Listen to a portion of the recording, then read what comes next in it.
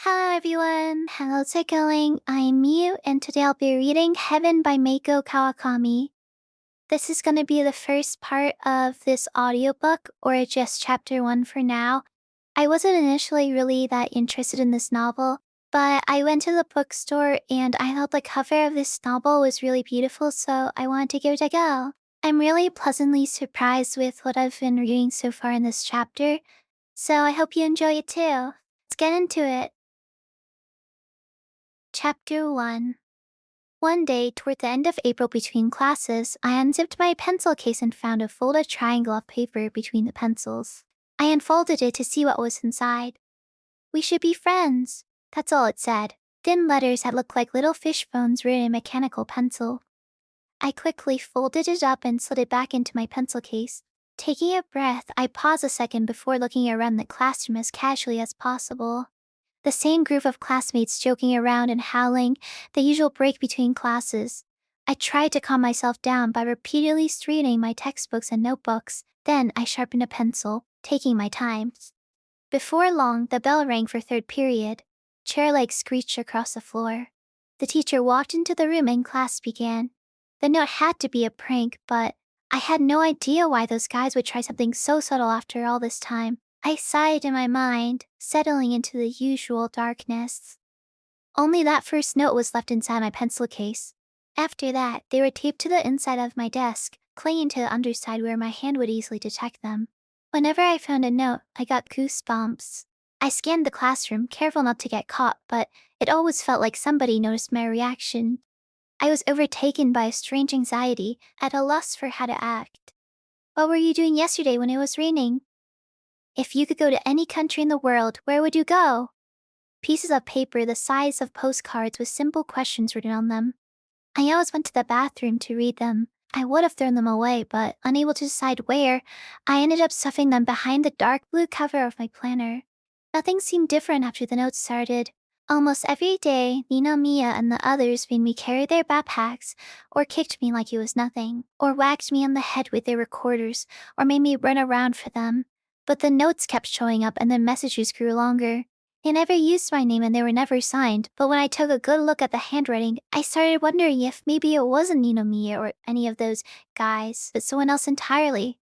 But I knew it was a dumb idea, and all my other thoughts crowded that one out of my mind, leaving me feeling even worse. All the same, checking each morning for a new note became my little ritual. I started coming in early when there was no one in the classroom, and it was quiet, a faint smell of oil in the air. It made me feel good to read those little notes. I never lost sight of the possibility that this might be a trap, but something in those notes made me feel safe, however briefly, even with all my distress. At the start of May, just before vacation, I got a note saying, "I want to see you. Meet me after school. I'll be there from 5 to 7. There's a date and a simple hand-drawn map. I could hear my heart throbbing in my ears. I read the note so many times that I could see the words before me even when I closed my eyes. I spent the rest of the day wondering what to do and thought of nothing else during recess, to the point that my head started to hurt and I lost my appetite. There was no doubt in my mind that when I showed up at the spot, Ninomina and the others would be there waiting, ready to deliver the beating of a lifetime. Seeing me show up, they'd circle around and revel in their latest scheme at my expense. Things were only going to get worse, but I couldn't just forget it. When the day came, there was nothing I could do to settle down. The whole day in class, I kept an eye on Ninomiya and his friends as best I could, but I couldn't detect any significant change in their behavior. Eventually, one of them noticed and said, "Hey, what are you looking at?" and whipped one of his classroom slippers at me. It smacked me in the face, then dropped to the floor. He told me to pick it up, so I did. By the end of the day, I was so worked up that I was feeling queasy. As soon as last period was over, I ran almost all the way home. As I was running, I asked myself if I was really going, what the hell I was doing, but no matter how I thought it through, I couldn't say for sure. I had the feeling that anything I chose to do would turn out wrong. When my mom saw me come home, she said hi from the couch where she was sitting, and then turned back to the TV. I said hi back. A voice on the TV was delivering the news.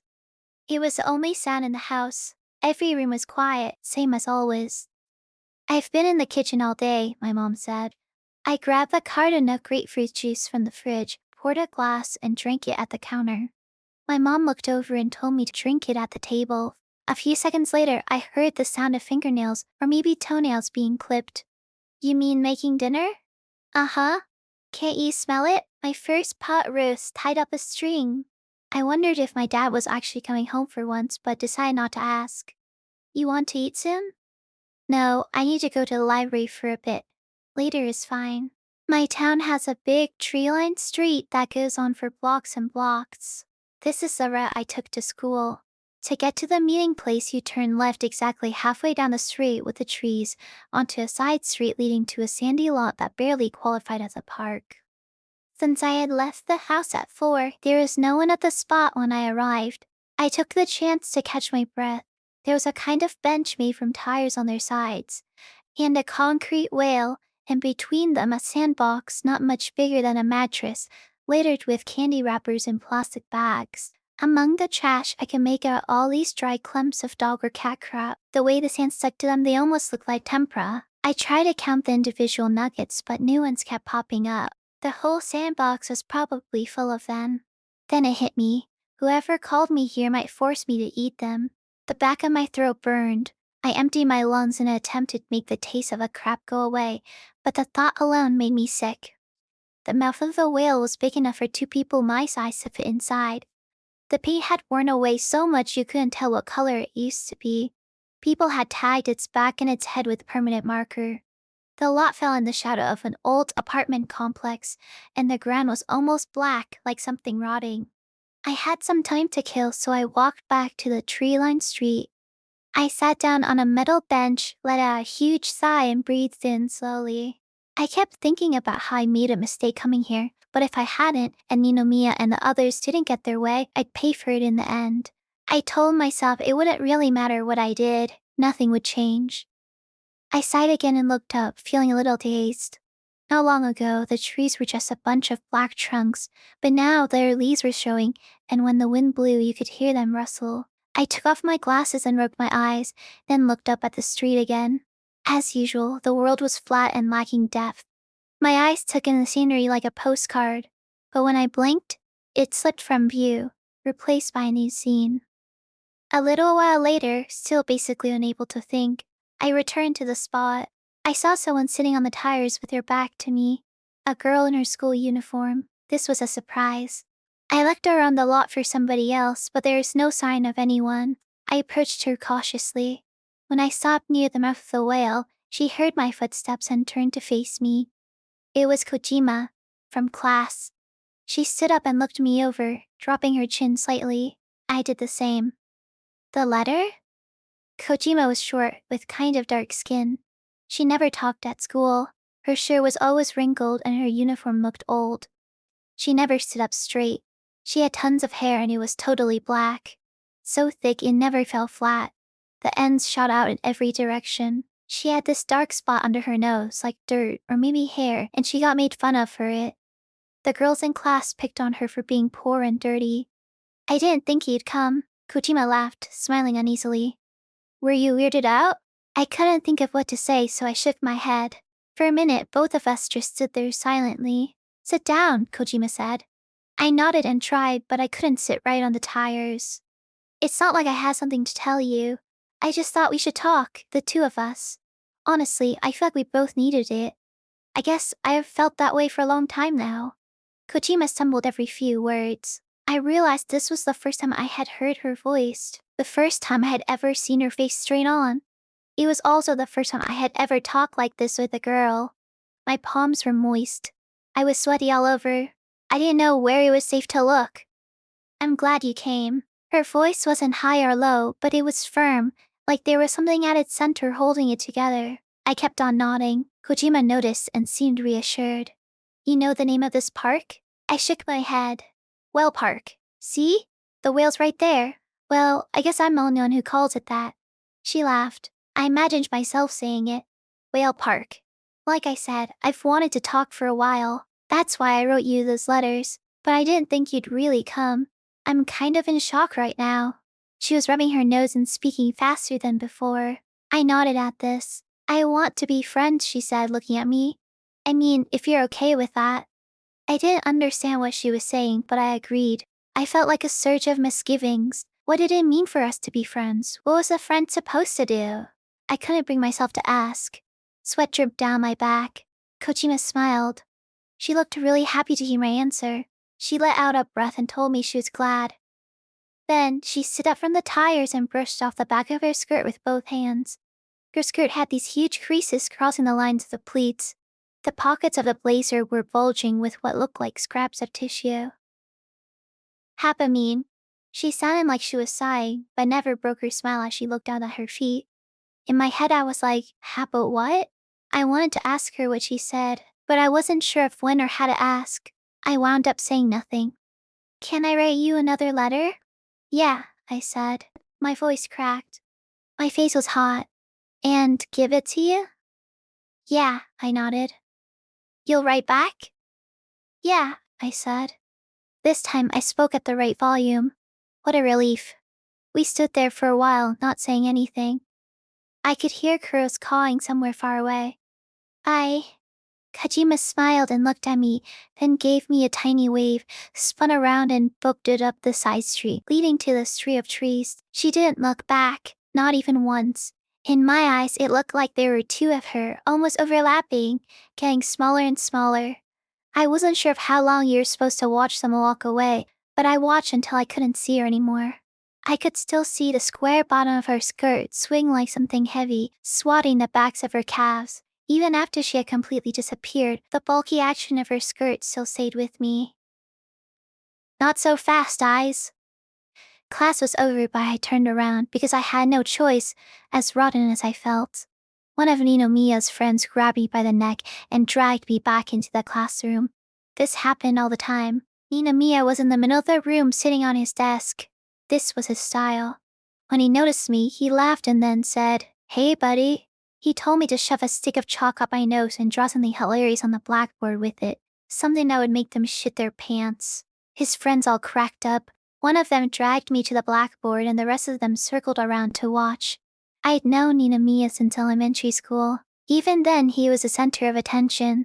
He was the best athlete in our grade, but he also got straight A's, and he had a chiseled face that anybody would consider beautiful. We were all supposed to wear a navy sweater, but he always wore whatever color he wanted. His older brother, 3 years ahead of us, was even more popular. The two of them were school celebrities. Ninomiya gave off a special aura. There were always a crowd of kids who wanted to be friends with him. When we entered middle school, he started wearing his hair tied back and making girls laugh with his jokes. But it wasn't just the girls. When Ninomiya told a joke, everyone who heard it laughed. He was always at the top of the class and took upper-level classes after school, while the rest of us were struggling with our homework. None of us could keep up with him, not even the teachers. Hurry up! I stood there paralyzed and silent. You never learn, do you? We've been doing this for how many years now? Ninomiya threw up his hands in disgust. His friends doubled over laughing. They couldn't get enough of this.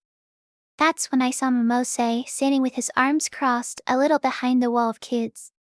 Momose had shown up in middle school. His grades were just as good as Ninomiya's, and I heard they went to the same advanced after-school classes. I had never exchanged words with Momose. He was always with Ninomiya, but he never said much, and I never saw him get worked up like the rest of the kids. For reasons I didn't understand, he watched gym class from the bleachers. While he was no match for Ninomiya, he had a face that anyone would describe as handsome, and both of them were at least 4 inches taller than me. Momose always had this expression that told you nothing about what he was thinking. He never bullied me directly. He just stood off to the side, crossed his arms, and stared. "We've got places to be," said Ninomiya. "We'll have to save your masterpiece for another day. Make all 3 pieces of chalk disappear and you can go." Ninomiya told the others to stick 2 pieces of chalk up my nose. He waved the 3rd piece in front of me like a sardine and said, "Come on, eyes. Where's your please and thank you?" He kicked me right in the knee with the instep of his foot. Whether they were kicking or punching or pushing me, Ninomiya and his friends were careful not to ever leave a mark. When I got home and saw I had no bruises, I always wondered where they could have learned this kind of trick. They kicked me in the knees and thighs but never hit the same place twice. One of them booted me in the chest like he was checking to see how soft I was. They pushed me, threw me into a wall.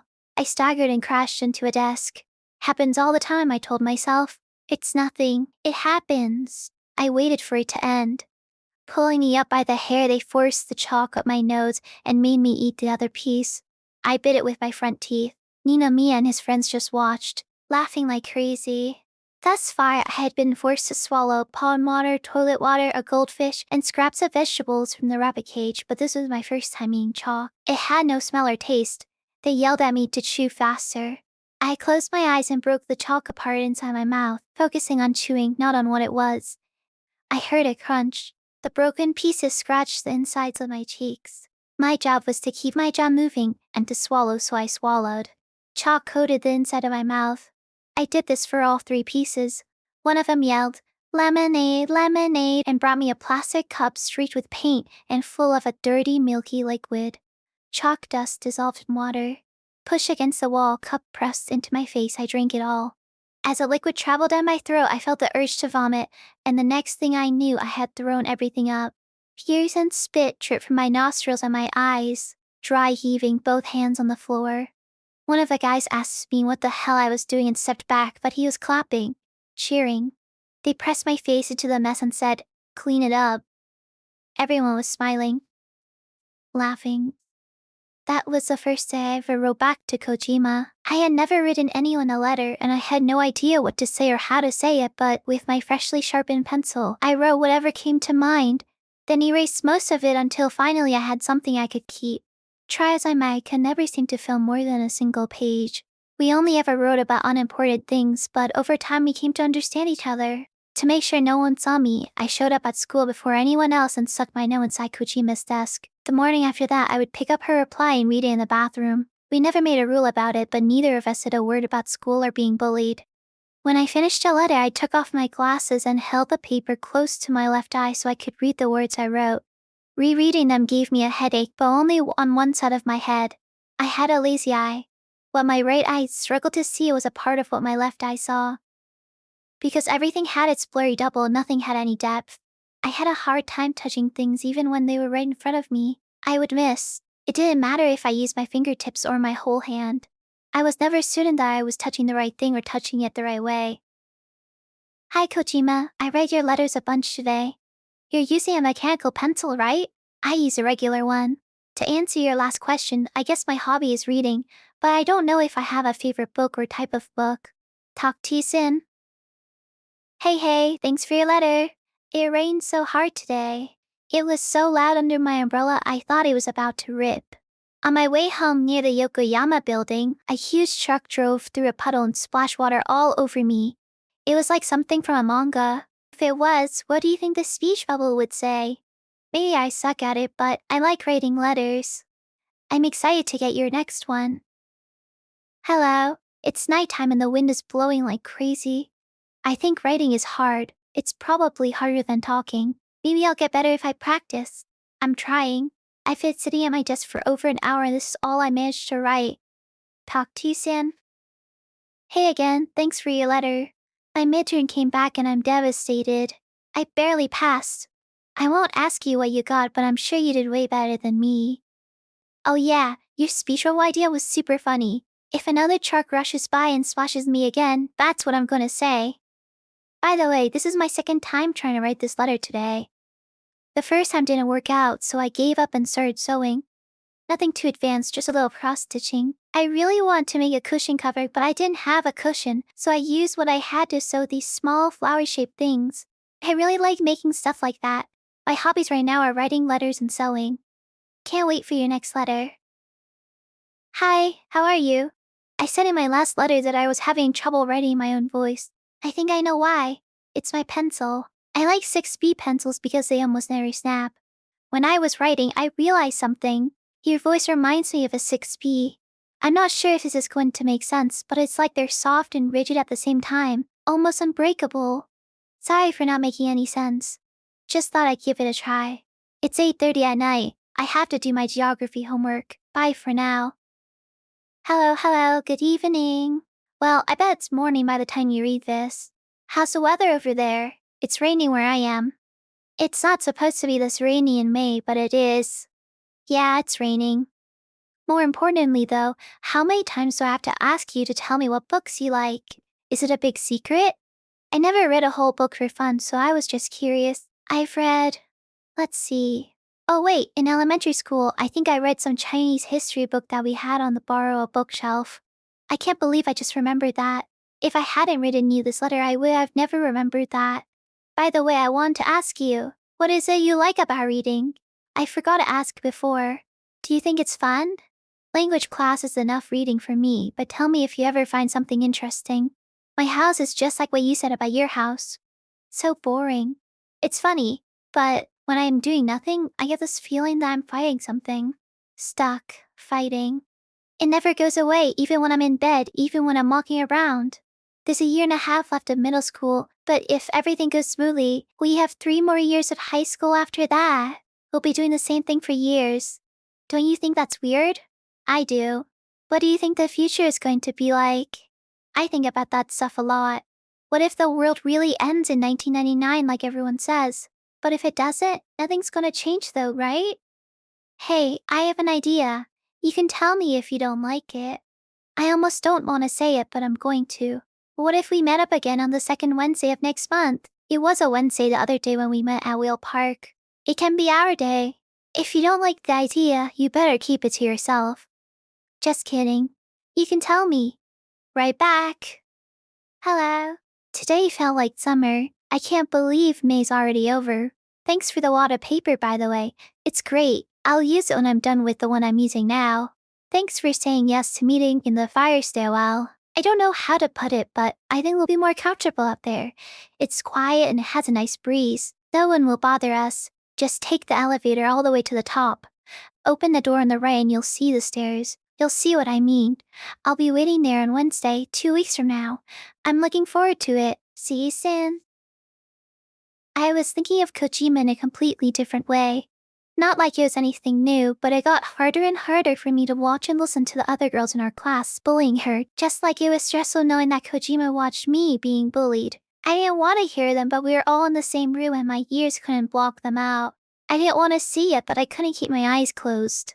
They called me over and made me do random things or knocked me down or made me run for my life around the track at recess while they watched me from inside. Me and his friends laughed at me as usual from the windows. They called Kojima hazmat and said she smelled like fish or worse. I watched them send her to the store. I saw them kick her the same way they kicked me.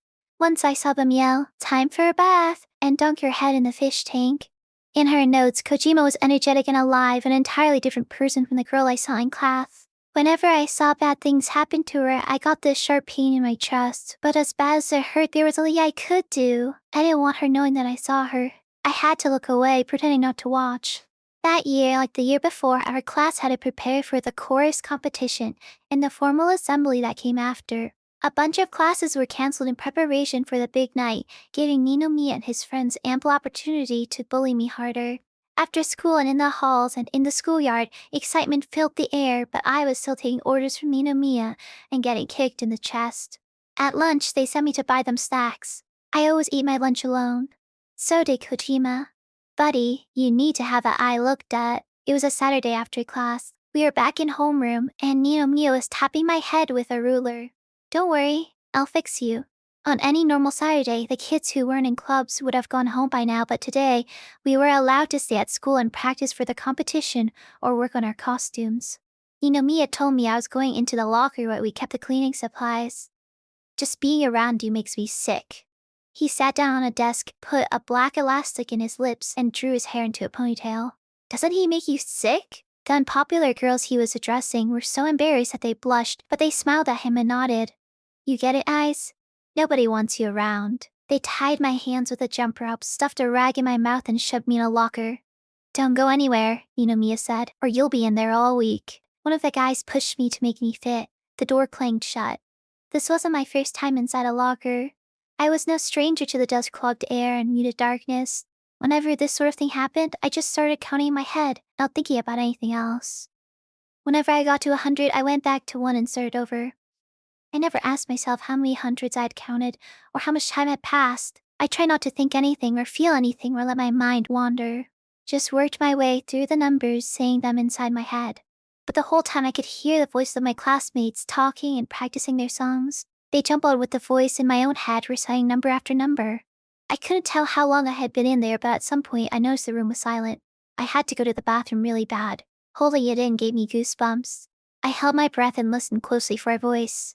Nothing.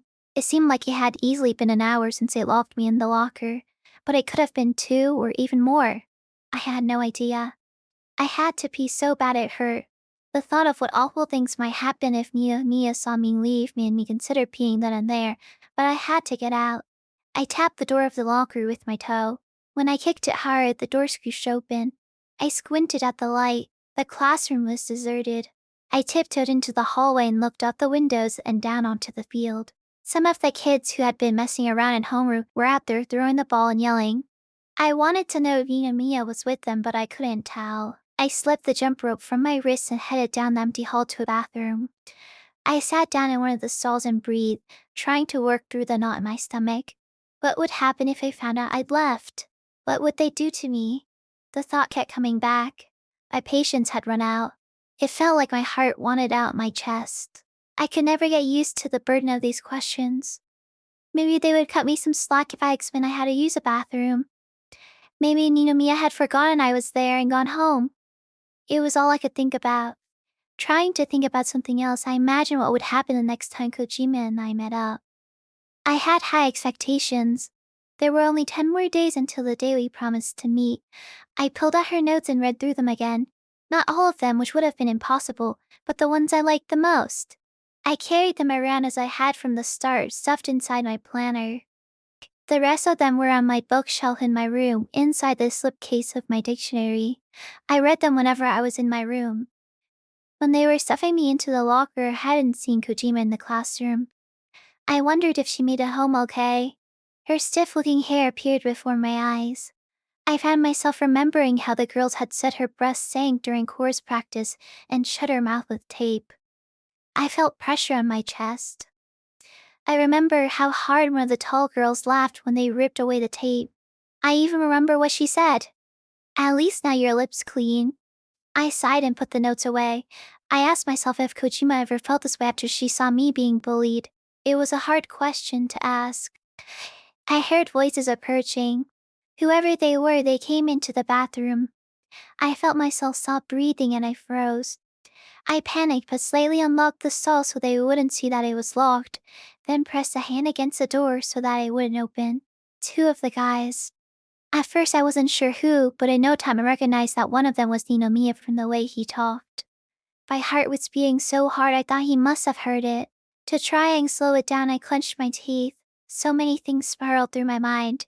I couldn't breathe right. Mia was on the other side of the door in here with someone else. The other voice was almost too low to hear. I knew it was another student, but I couldn't tell who. Mia laughed. Seriously, what a loser.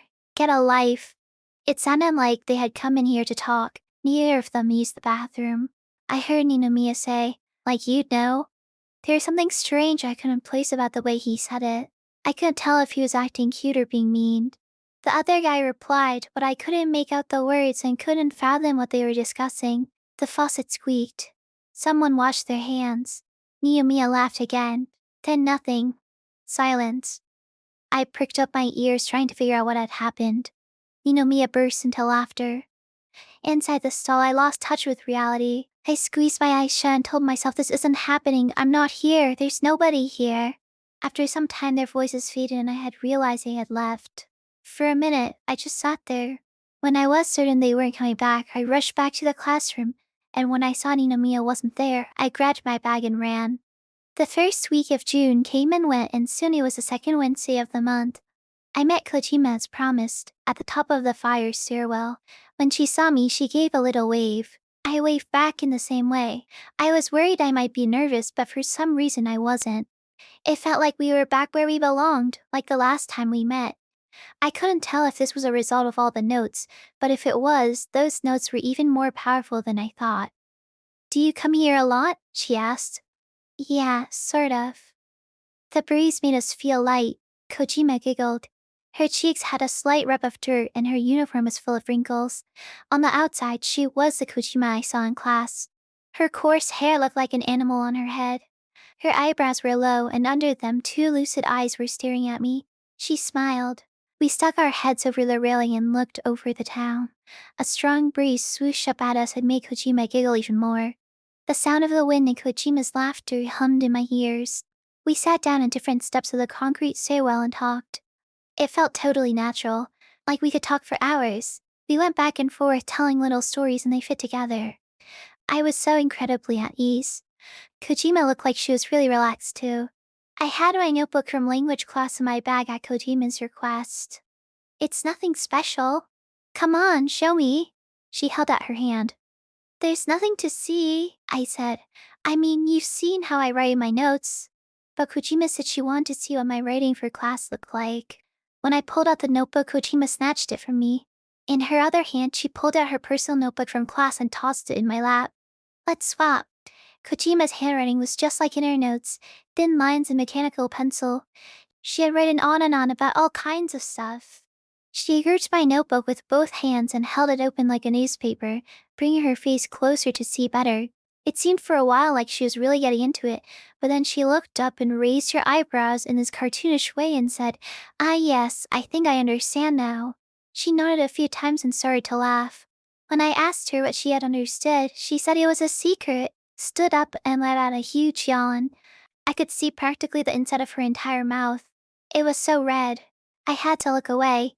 Somewhere far off across the sky, a bolt of thunder cracked and made room for more silence. Thunderbolt, Kojima said. 3 distinct syllables. Resting her chin on the railing, she turned her neck in a slow and grinding roll to face me. Thunder's crazy, I said. Hey, she said. Remember a while ago what happened to the curtains and library books? And the string from the blackboard eraser? How they were all cut up? Yeah, I remember, I answered automatically. At the end of April, kids had started finding cut marks in the classroom supplies or the stuff in their own desks. For a minute, it was kind of a hot topic. It felt like it had happened a long time ago, but it hadn't even been 2 months. At first, they found cuts in the bottom of the curtains, but then someone found holes cut in the corner of the hamper bags that girls use for their gym clothes, and after that they found cuts in the covers of the paperbacks, and the eraser slipped from its string, and nearly an inch cut off the bristles of the broom. Whenever someone found another clue, the class went psycho. Nothing was ever totally shredded. Just a quick snip, no more than an inch, with the tip of the scissors. All the cuts looked similar. While it lasted, the kids were desperate to find the culprit, but there was no real evidence and no way of telling who had done the deed. Before long, everyone had lost interest, and in a couple of weeks they had forgotten all about it. I remember now how scared I was that somebody might lie and blame it on me.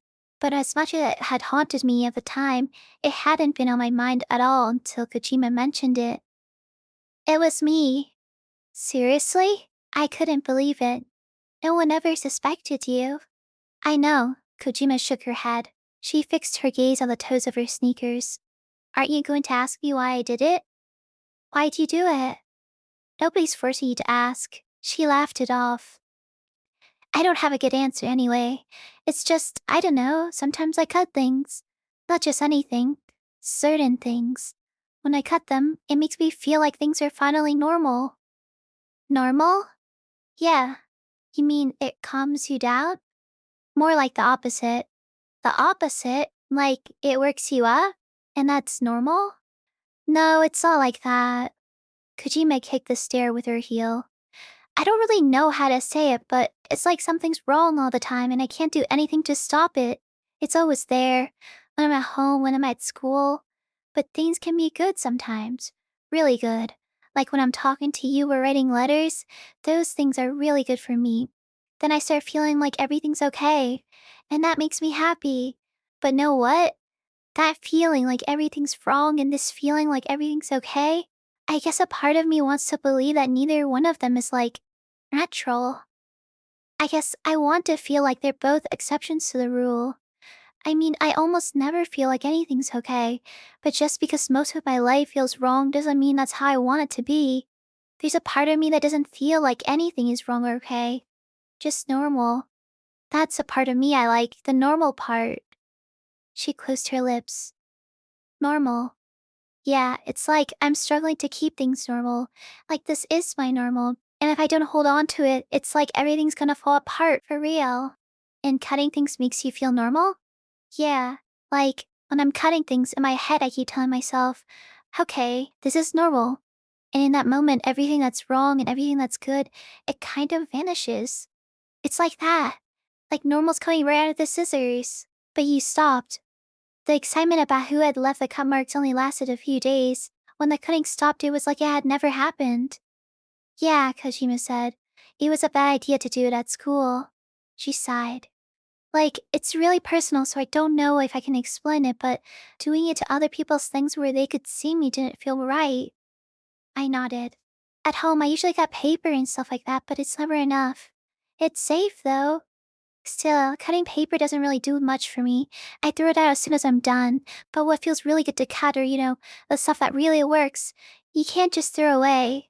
It comes from things that are, way more absolute or like important.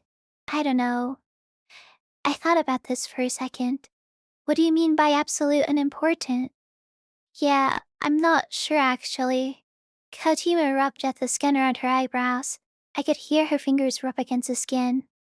What about fingernails? You can always cut your fingernails. Nails are nothing, she said. You cut nails with clippers. I like scissors. I mean, you saw what I did at school, didn't you? I didn't cut everything to pieces, I only slipped the ends. And I was careful. Everything exactly the same length. It would be a waste if I cut things up so badly they couldn't be used. I didn't want to be wasteful. What do you mean? Remember the curtains? I didn't cut them up so bad they couldn't be curtains anymore. Nails, though, even if you cut them, nothing changes. They grew back. I guess it sounds like it would do the trick, but it's not the same. If you don't clip your nails short enough, it's really dangerous. They'll snag on things. My grandparents let their nails go and they got hard and cracked. And that happens, they get infected and you end up with tenderness. Then the bacteria spreads and it goes to your head. Like my grandparents. We started foaming at the mouth, spinning around, and dropped dead from combustion. Combustion? You never heard of it? I thought everybody knows about that. It's horrible. Kind of like the plague and rabies combined, I guess. That's how your grandparents really died? Why would I make that up? She shot me a glare that hit me right between the eyes. That's how they died. So you can see why nails won't work. It's a good idea, though. I need something else. Something better. We went on talking about all kinds of other things. Like the spots on ladybugs. The height of bike seats. Snow globes. Why people don't print money when they're broke. We even talked about the end of the world. It felt like we could have talked forever, but before long it was time to go. We stared in silence at the sky. Color was spreading over the west. The day was coming to an end. Raucous crows flew by one after another like they were chasing something down. It was hard to say goodbye. I wanted to ask if she thought we would meet up again, but I couldn't find the words. Kojima said bye and pretended to leave, but kept poking her head out. I laughed every time. The last time she gave me a big wave and disappeared. I met my new mom for the first time the winter when I was 6. Before that, we were living with my dad's mom, my grandma, but one day after she died, this other woman showed up at the house. My dad didn't introduce her as my new mom or explain that she was moving in. He treated having her around as normal. From then on, she cooked for us and ate with us. She had been living with us for over a year when she looked up at me like something was wrong and blurted out, "You can call me Mom." We were sitting across from each other, eating some kind of sweet fish. On the TV, a mob of kangaroos was hopping toward the setting sun, and we were watching them intently. I had no idea how to respond, so I said sure, and ate my fish in silence. Mom hadn't changed at all since then. She had the same hairstyle and hadn't gained any weight or lost it. All her skirts looked the same to me, and her socks were always folded down into even bands at her ankles. What? She was kneeling by the vacuum, wrapping up the cord. Nothing. I told her that finals had started along with the swing class. How's that going? She sounded like she didn't care at all. Which one? Swimming? Finals? Let's start with finals. Not bad, the usual. Not giving you a hard time? Some are. Yeah, she said. Just don't get a 20, better off with a 0. She laughed, but she wouldn't look at me. It's really hard to get a 0, I said, though I guess on some tests you get a 0 for not writing your name. Well, I don't know, just give it all you got. She stood up leaning on the vacuum. Once you're done, it'll be summer vacation.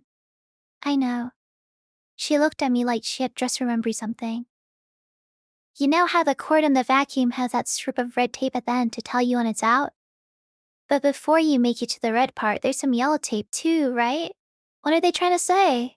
Don't you think the red one is enough? She looked like she wasn't so sure and went into the kitchen. At the end of June, the rain came out at once. If you tried opening a window for fresh air, the moisture filled the room. Everywhere was just as stuffy as at school.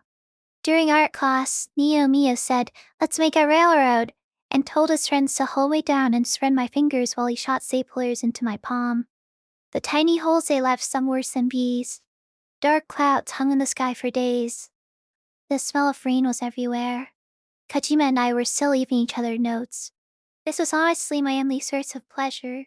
Using the paper she had given me, I spent hours writing my replies. The slipcase of my dictionary was filled with notes. On nights where I found myself inexplicably disturbed and unable to sleep, or when thoughts of my future or school depleted me, I turned toward my bookshelf without getting up and gazed at the spine of the slipcase holding all the notes. It held the words Kojima wrote for me. My eyes were seeing double, a little pair of rectangles casting a warm light at me through the darkness. I almost felt like I could reach out and touch it. Then I started thinking about how I hoped the notes I wrote Kojima brought her comfort when she was hurting. "Hello, how are you? It's already July. It feels like we just had midterms, but here we are, finals. I can't believe it." The other day I tried counting all the letters we've shared over the last couple of months. How many do you think there are? Count them up and find out. It would be weird if you didn't get the same number as me. Anyway, I think you'll be surprised. Know what's funny about letters? Unless you beg the person who you sent them to, you never get to read the letters you wrote again. Isn't that weird? Anyways, I'm taking excellent care of your letters, just in case you ever want to know what you sounded like when you were 14. Hey, I just thought of something good. On the second Wednesday of July 1999, whatever we're doing and wherever we are, let's meet up. We can bring all the letters with us. Isn't that the best idea? Where should we meet? Can't wait for your next letter. Hello. The other day at the bookstore, I looked at Nostradamus' predictions. He was just like he said. There were pictures where the sun was square and Mary was crying tears of blood. I don't know what that has to do with the end of the world, but it definitely felt ominous. I wonder what's going to happen. It looks like people get excited like this at the end of every century. But don't worry about it either way. If the world ends, we won't be able to meet up with our letters for a reunion, but that's not our fault. Bye for now. Hi again. I wonder what kind of person you'll be like when you're 22. I've been thinking a lot about stuff like that recently. Wouldn't it be amazing if we're still writing letters then? Okay, I have a favor to ask. Actually, it's an invitation. When the semester is over, I have something I want to show you. A place. If we don't go during vacation, we're gonna miss it. It's heaven, the place I want to show you. Just think about it. I think you'll love it. Please say yes. Hey, Kojima. Well, it looks like you're intent on keeping it a secret until we go. I can't wait. Where is this place? Are you ready for finals? The math exam wasn't as bad as I expected, which is nice, but I have no idea what to do for science. If I don't make the cut, they're gonna put me in remedial classes, so bye for now. Good meowing. The only final I have left is English, but I don't know how well I did on any of the others. We should go to heaven on the first day of summer vacation. It can be the first thing we do this summer, the very first. I'll be waiting for you at the ticket gate at 9 o'clock on the first day of vacation. See you then. Once I had made plans to see Kojima over the summer, it was impossible for me to settle down. I wanted to know what this heaven place was all about and to see where she was planning to take me, but what excited me the most was that the two of us were meeting up and going off somewhere together. I had no idea what I should bring or what to wear or how much money I would need. What to wear bugged me most of all. I had never really given clothes much thought. I just wore whatever Mom bought me without worrying about it. My hard-won conclusion was that I shouldn't wear something that had a pattern. That didn't leave me with many options, but I spent hours on end trying to plan my outfit. Finally, I settled on a navy crewneck t-shirt, some jeans I had been wearing since last year, and the Converse high tops I wore outside of school. Still, I couldn't convince myself that was the right choice. There was no one around for me to ask. But even with the clothing question solved for now, I still had to figure out the money. What I had left from New Year's and saved for my monthly allowance came to about 10,000 yen. Counting at the bills gave me momentary confidence. I slipped the bills into my wallet and put it in my pocket to see how it would feel. I felt bigger. I felt like I could walk tall. Yeah, I was sure this would be enough to deal with whatever came our way. Then I went back to worrying about clothes. On the final day of school, I read over the last note from Kojima in the bathroom and put it in my planner like the others. Out in the hall, I stayed close to the wall, all the way back to the classroom. Ninomiya was sitting on the desk in the middle, surrounded by the others. They were laughing like crazy at something. I heard someone say something about summer school. Avoiding their line of sight and dodging the laughter, I returned to my seat as quietly as possible, taking shallow breaths and placed my palm in the cool space inside my desk. The bell rang. School was over and the room surged as if a dam had broken.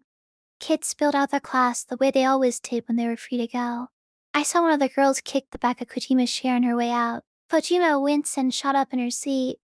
For a moment she froze, but once the usual girls were gone, she gathered up her bags and slowly left the room, hands full and shoulders heavy. I watched her go, then started packing up my bag. One of Ninomiya's friends walked by and smacked me on the back of my head. My teeth sank into my tongue. Deep. My molars bit the thick bark at the back so hard it made a sound. My tongue sunk to the point that I thought I could hear it pulsing. The pain tugged at the muscles of my neck. I couldn't close my mouth, but I could taste the blood in my saliva. The numbness persisted. Pain swarmed the inside of my skull. All I could do was swallow whatever filled my mouth. Sitting motionless in the vacated classroom, I caught the sound of someone whistling, walking toward me down the hall. My impulse was to hide under my desk, but I didn't have time. It was Momose. I went tense. I couldn't look, but when I did, he showed no sign of noticing me. It was like Momose was alone there, whistling to himself, with his hands stuffed in his pockets, taking every step with enviable grace. He sat down with his back toward me and tapped his feet, keeping rhythm with his whistling. Then he leaned down and pulled a notebook from his bag and started writing. From where I sat, I couldn't see what he was writing. Now and then he looked up and shook his head, then nodded to himself and set his hand in motion. As I watched his back shift and elbow moving, I found myself listening to whatever he was whistling.